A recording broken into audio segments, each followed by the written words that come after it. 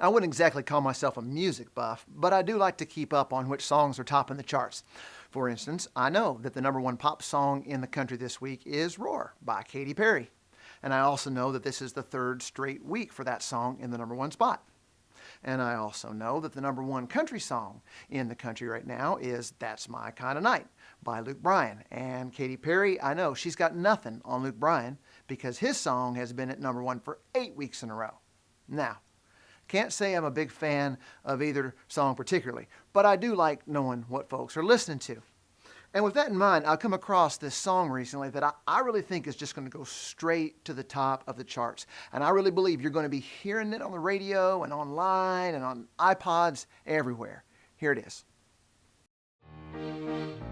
I'm busy, busy, dreadfully busy. You've no idea what I have to do. Busy, busy, shockingly busy, much, much too busy for you. Okay, I admit it, I'm pulling your leg a little bit. It's from a kid's video, VeggieTales. Any VeggieTales fans in the house? I was pulling your leg, but I do believe that kid's song sums up our grown-up lives really well. Don't you think so? Busy, busy, dreadfully busy. Welcome to part 2 of Making Room for Life. And this series is all about how life is like a jar. And there's big rocks, things that really matter. But there's also small rocks. And small rocks, those are things that need to get done, but they don't matter nearly as much as the big rocks. And if I put the small rocks in the jar first, there's not going to be enough room for all the big rocks to actually fit inside the jar.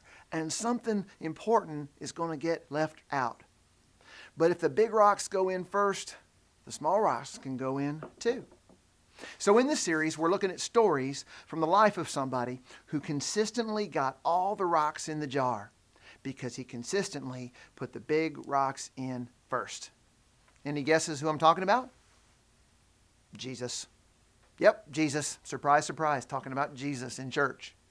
But there's a reason. See, Jesus is the one who said, Jesus said, I've come that they might have life and have it to the full. And when he said they there, he was talking about you and me. The they there is you and me.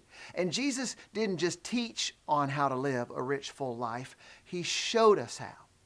So we're not talking in this series as much about what Jesus said as what he did. How he lived a life where the big rocks consistently went in the jar first. And the big rock that Jesus consistently put in the jar of his life that we're talking about today, that big rock is people. Making room for people. But not just people in general, but the people that Jesus was closest to and on mission for God with. But before I tell you that story, I want to just go through over something real quick that I think best shows, this Jesus making room for people. I want to talk about how high the stakes are when it comes to making room for people. One of my favorite books is a book by John Ortberg. It's called Everybody's Normal Till You Get to Know Them. Great title, huh? But this is a great book, not just because of the title, but because of some of the great stuff that's in there. One of my favorite parts is where it talks about this research from Harvard University Med School. And it says that the two most powerful, meaningful experiences in life are achieving and connecting. What it says is that most of what grabs our attention and commands our energy is either achieving or connecting. Now, achieving has to do, of course, with our accomplishments, winning contests, pursuing career success, financial milestones, reaching difficult goals, achieving. And connecting has to do with our relational world, falling in love, forming great friendships, receiving words of deep affection from parents. And according to the lead researcher from Harvard, Dr. Edward Hallowell, he says that our society is increasingly devoted to, obsessed with, and enslaved by achieving. And our society at the same time is becoming increasingly bankrupt when it comes to connecting. Now, let's be real clear here.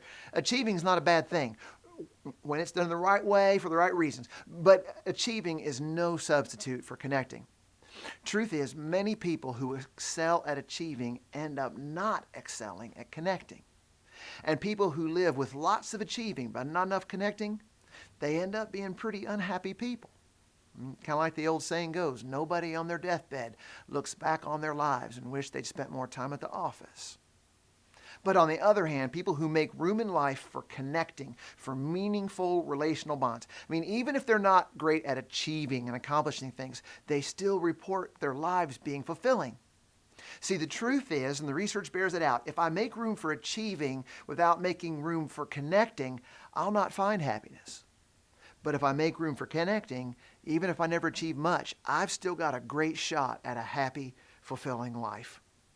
When it comes to making room for people, folks, the stakes are high. And Jesus not only knew that and taught that, he lived it. Here's my favorite story from the Bible about Jesus making room for people. This is from John's Gospel, the Gospel of John. He says this, he says, Jesus knew that the hour had come for him to leave this world and go to the Father. Having loved his own who were in the world, he loved them to the end. The evening meal was in progress, so he got up from the meal, took off his outer clothing, and wrapped a towel around his waist. After that, he poured water into a basin and began to wash his disciples' feet, drying them with the towel that was wrapped around him. Now, please don't miss the gravity of the setting of this story.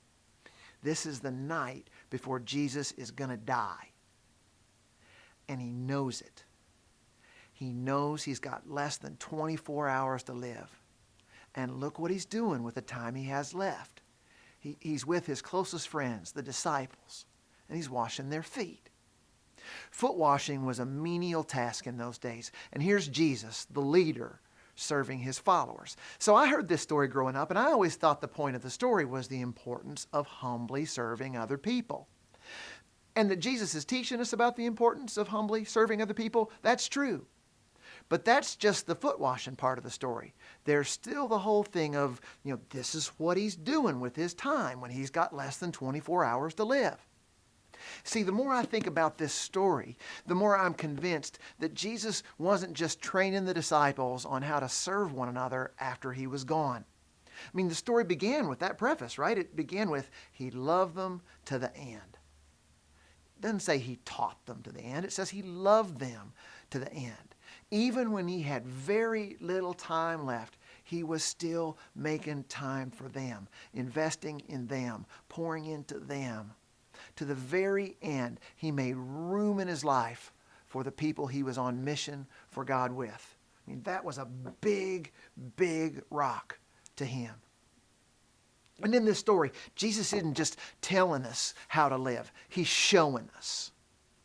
He's showing us what goes in the jar no matter what else is going on in his life. Jesus is showing us that the time with the people he was on mission with was one of the big rocks that he made room for in his jar no matter what. All right, what's this got to do with us? Good question. Thanks for asking. Here we go. When we talk about making room for people today, we're not just talking about people in general, though people in general are very important. We believe deeply here that everybody, every single person matters to God. But we're also not just talking about, people in terms of family and friends, though family and friends are obviously incredibly important too. We're talking today about making room for people we are doing life with and on mission with as Christ followers. And because we're talking about that, I got to ask you a question that we've been asking since the very first day our church opened its doors. We asked it that first day, and we've been asking it ever since. And we're going to ask it again today. Are you ready? If you've been around here long, you might know what I'm going to ask. Here's what I'm going to ask you. Are you in a small group?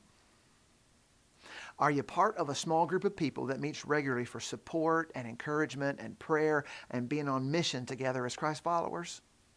Yeah, you're right. We say it all the time, but we're going to keep on saying it. If you only come to celebration services and then go home, if that's the only contact you have with the people from our church, you're missing out on one of the main ways God wants to grow you and bless you and encourage you. Friends, being a Christ follower, it's a team sport. It's meant to be done in community. That's a big rock. Look at the very first Christ followers. It's in the book of Acts. Look at the very first Christ followers, a description of their lives, and see if you see it. Acts chapter 2. They devoted themselves to the apostles' teaching and to fellowship, to the breaking of bread and to prayer. Every day they continued to meet together in the temple courts. They broke bread in their homes and ate together with glad and sincere hearts. Did you catch it there? I mean, they gathered for teaching in large groups like this, and they got together in smaller groups afterward too. I mean, they were devoted to not just being taught from the Bible. They were devoted to each other as a community. They met in the temple courts, and they broke bread together in each other's homes and ate together. That's the biblical pattern of what it looks like to be a Christ follower. And our goal from the very first day community started was to be a church like that. We never wanted to be a church where people just come on the weekend, celebrate God, learn from the Bible, and then go on back home until next week. And we still don't want that. We believe the Bible teaches that connecting with people as part of a small group, we really believe that that's a big rock. And I know many of you are new around here, and you've been a part of our celebration services for maybe just a few months or a few weeks now. So if that's you, you actually get a pass on what I'm about to say. But if you've been here for more than a few months and you're still not in a small group, here's what I've got to say. In fact, here's what I believe I'm supposed to say. Being part of a small group, that's a big rock. Please make room in your life for getting together on a regular basis with a small group of Christ followers so you can give and receive the support and encouragement that we all need to have the kind of life that Jesus said he came so that we could have. But I know, as soon as I say that, I know what somebody's thinking. Somebody who's not in a small group says, I'd like to, but I can't. I just don't have time. I'm busy. Busy, dreadfully busy. You have no idea what I have to do. I'm busy, shockingly busy, much too busy for a small group. Well, I get that. I do. But I know so many people around here who are super busy people. They got friends and family and demanding jobs and kids' practices and games to get to and chores to get done and shopping and meetings all over the place. And somehow they make room for it. For instance, there's this Starbucks between my house and the office, and I often stop in there to see my dealer, get my fix of caffeine before work. And I can't tell you how many times I've gone in there in the morning and seen people from our church that I recognize, sitting in a little circle of 3 or 4 or 5 people in some of those comfortable chairs or around one of the tables, and they're talking about their lives. They're spending time together outside of weekend services. I go in there. Sometimes it's 6:30 in the morning. Other times it's 7 or 8 or 9. But there's almost always some group of people from our church that I recognize who are making room for each other in their busy schedules. I went in there one morning this week, and for the first time in the last, 9 times I was there, for the first time in the last 9 times, I didn't see a group from our church. It was actually weird for me to not see a small group from our church there. And my point is this. We got bunches of people who are making room for a small group in the jar of their lives, making room for this kind of connecting in their lives. And there's just no way that the difference between who is and who isn't in a small group is who's busy and who's not. No way the people who are in small groups are the people who just aren't busy. There's no way you can convince me that's the common denominator. I know better. I know lots of people who are in small groups who are dreadfully busy, including me. But it doesn't stop us from being in a small group and doing life together with other believers. You don't have to have more time than other people. You don't have to have a jar that's bigger. You just need to put the big rock of connecting with other Christ followers outside of celebration service. You need to put the big rock of connecting with other Christ followers in the jar first. And the people who do this have discovered that it's a good thing to do because it really is a big rock. A friend of mine put it this way. Big rocks are big rocks if we really believe they're big rocks. It's a heavy, deep thought right there, isn't it? You might want to write that down. Big rocks are big rocks if we really believe that they are big rocks. And he said that he had this experience where in 1 week he was driving his daughter to dance practice for the second time in 3 days. And he said this. He said, if somebody would have told me a couple of years ago, do you have time to drive your daughter to and from dance class 2 nights a week? I would have said, no way, just don't have time. And he said, but somehow now I'm making room for it. And why do I do that? because I love dance? He says, no. He says, I do it because I love my daughter, and I'm making room for that relationship, so I'm driving her to and from dance. Or think of it this way. Has anybody seen the trip a day giveaway from Expedia? This is really neat. Check this out. If you were asked to drop everything right now and go anywhere in the world, would you go? Excuse me, sir. Could I ask you a quick question? If you could go anywhere in the world, a bucket list vacation, where would you go? Maldives. Greece. Greece?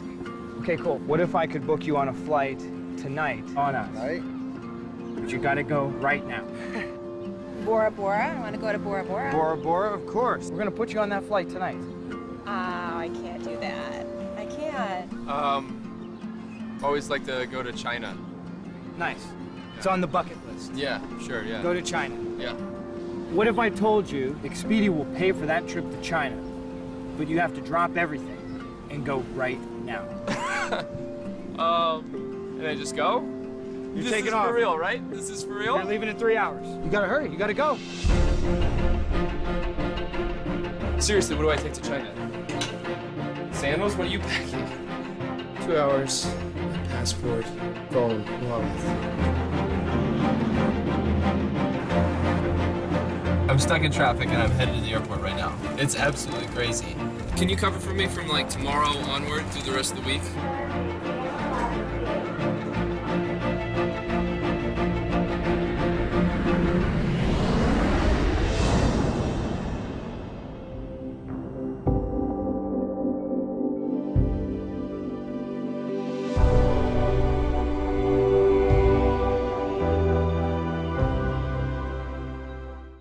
Now, as I was watching that, I was thinking, if somebody walked up to me and said, you can go anywhere you wanted in the world, but you got to leave right now, I was thinking, man, would I go?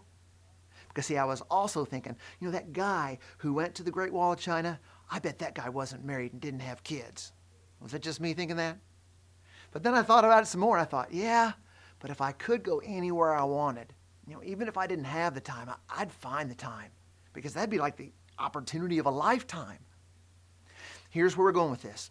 I believe being part of a small group just might be the opportunity of a lifetime. I mean, we've seen it so many times. We've seen people find new hope and purpose and passion in life because of the relationships formed in a small group. We've seen marriages that are on the brink of disaster reconciled because of what God's done in and through that small group. We've seen thousands of people, literally thousands of people, find their way back to God through small groups. And we've seen small groups on mission, serving all sorts of people in all sorts of places with all sorts of needs. I mean, we call them small group, but there's really nothing small about the impact.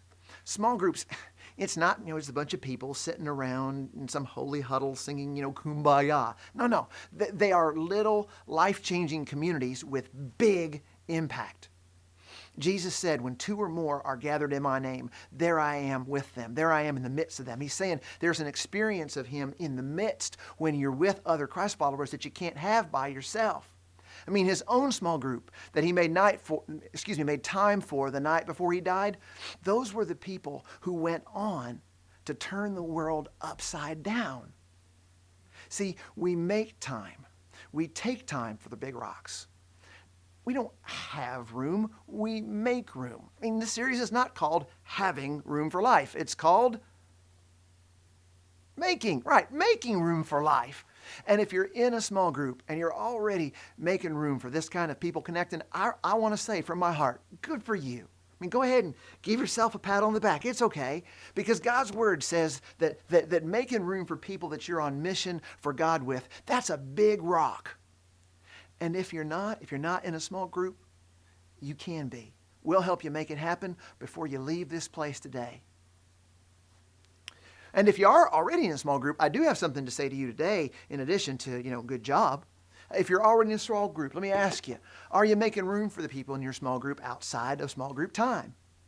I mean, so many times it's outside the regular meeting times that the deep friendships are formed. So much of the time it's outside the group time that we're there for each other and are able to encourage one another and serve one another and truly do life together.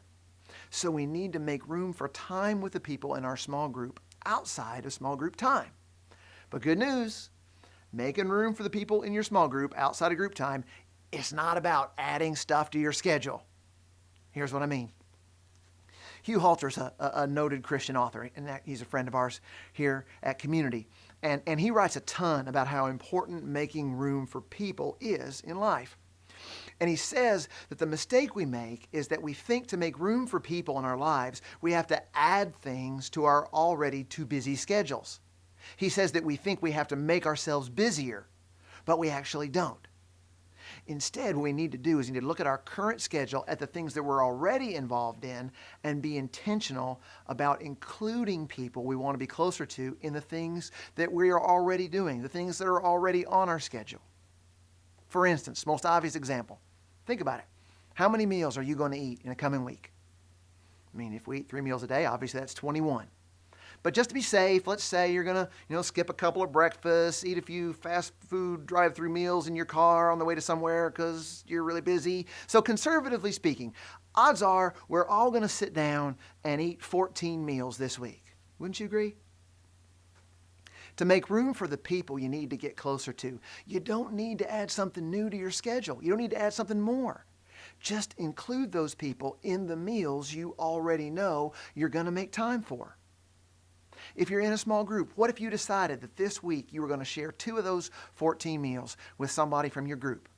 I mean, it is amazing how much relationships deepen when you just include food. So, if you are in a small group and your jar feels like it's too full already, that you don't have room to add more things in your jar, it's okay. Don't add anything. Just be more intentional about including people from your group in the stuff you're already going to do. Okay, here's the one to land today.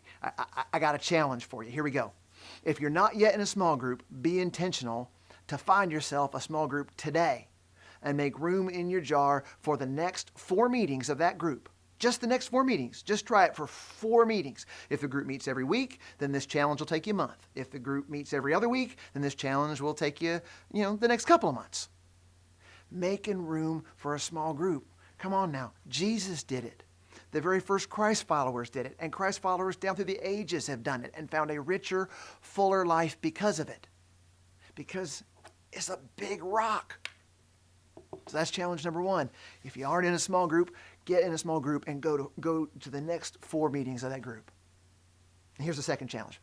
If you are in a small group already, it's time to be intentional to make room for those people in your life outside of group time.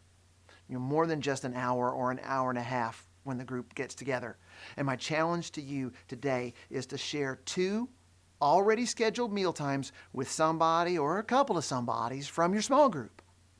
All right? Just include somebody in a couple of the meals that you already know you're going to eat them this week. You got to eat. I mean, I know we started this message today with a silly kid song. But when busy, dreadfully busy, much, much too busy for you, when that's the reality of our lives, those words aren't silly. They're sad. They're empty. I mean, we can achieve all sorts of things with our busy schedules and still miss out on connecting. And folks, that's just not the kind of life that Jesus lived and died and rose again for us to have. He came that we might have life and have it to the full, so let's make room for life. Let's make room for people.